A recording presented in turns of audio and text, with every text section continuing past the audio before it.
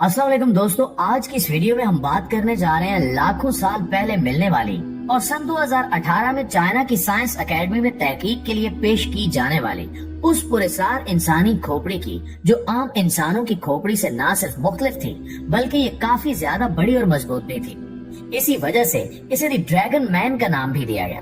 तो आज की इस वीडियो में हम आपके साथ यही सब कुछ शेयर करने जा रहे हैं कि ये इंसानी खौफनाक खोपड़ी कहां से दरियाफ्त हुई, इसे ढूंढने वाला कौन था, इसे कैसे चाइना की तहकीकाती टीम तक पहुंचाया गया और अब तक इस पर किस किस्म की हैरत अंगेज रिसर्चेस की जा चुकी हैं। यकीनन आज की वीडियो भी आपको चौंका कर रख देगी। लेकिन वीडियो की जानिब मजीद आगे बढ़ने से पहले आपसे इतनी सी गुजारिश है कि हमारी वीडियो को शुरू से लेकर आखिर तक जरूर देखा करें। तो आइए चलकर मौजू का बाकायदा आगाज करते हैं।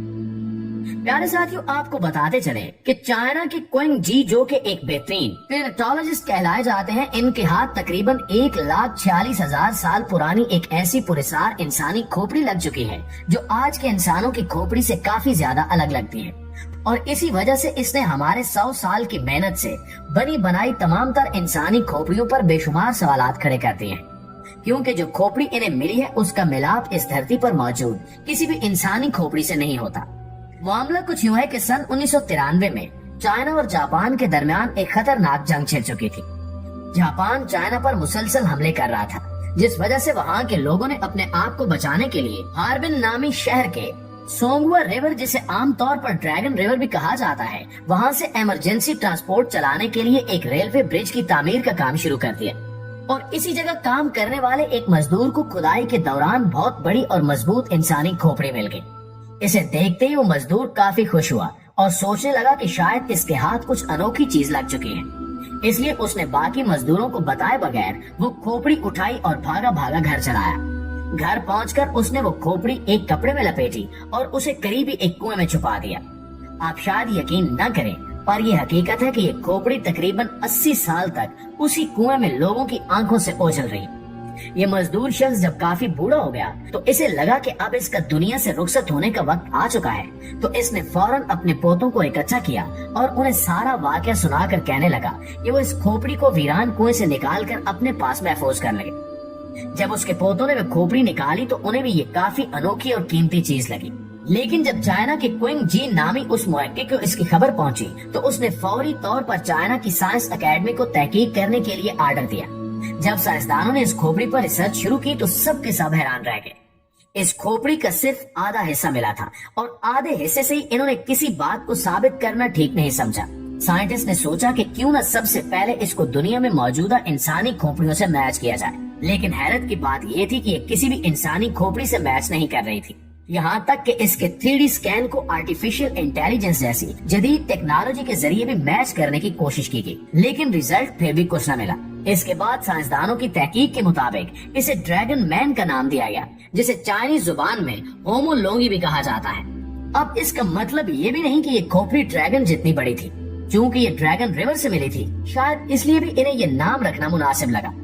दुनिया के एक मशहूर साइंटिस्ट सैमुअल मोर्टन ने भी बाकी कई साइंसदानों की तरह इस पर काफी रिसर्च की थी। उन्होंने सबसे पहले तमाम ममालिक के लोगों की खोपड़ियां इकट्ठी की और उन्हें उनके साइज के हिसाब से तहकीक करने लग गए।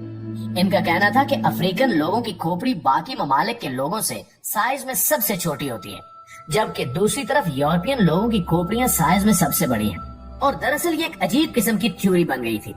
इस थ्योरी से ये बात साबित हो रही थी कि दुनिया की हर इंसानी खोपड़ी कंट्री वाइज अलग अलग प्रजाति से बनी है, लेकिन हर कोई जानता है कि ऐसा बिल्कुल नहीं है। इस थ्योरी को सिर्फ एक साइंसी नजरिए के तौर पर पेश किया गया।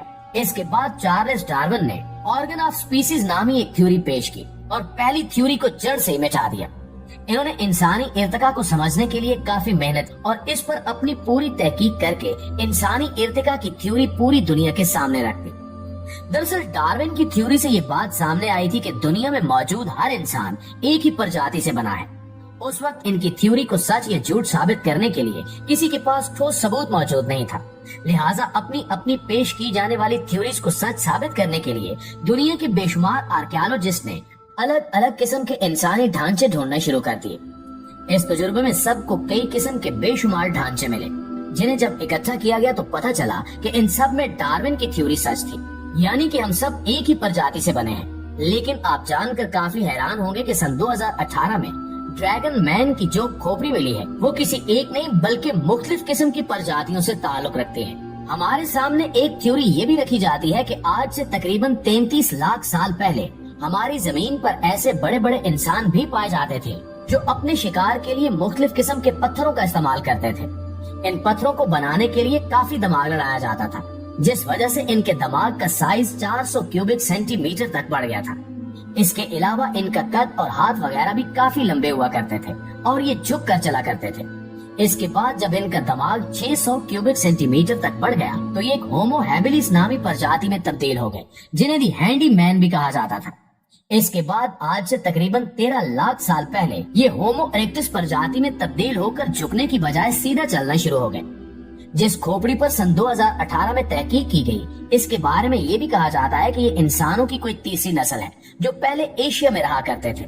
یہ عام انسانوں سے کافی زیادہ بڑے اور وزنی ہوا کرتے تھے۔ اس میں بھی کوئی شک نہیں ہے کہ اس دنیا میں ہر چیز ارتقاء کے عمل سے گزرتے گزرتے اس حال تک پہنچی ہے، یعنی کہ پہلے دنیا میں تمام تر چیزیں ایسی بالکل بھی نہیں تھی جیسی آج ہے۔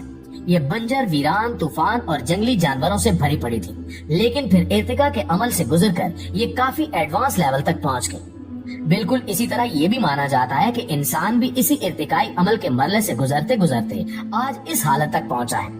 اور اس کھوپڑی کو دیکھتے ہوئے سائنٹسٹ کا یہ بھی کہنا ہے کہ شاید انسانی ارتقاء کا یہ عمل چائنا سے ہی شروع ہوا ہو، یعنی کہ چین میں یہ ارتقائی عمل جاری تھا اور 1 لاکھ سے تقریباً 5 لاکھ سال پہلے انسان بڑے بڑے سر اور بڑی بڑی آنکھوں والا ہوا کرتا تھا، کیونکہ اس بات کا ثبوت یہ کھوپڑی ہے جس کا کنیکشن انسانی کی کسی نہ کسی نسل سے ملتا ہے۔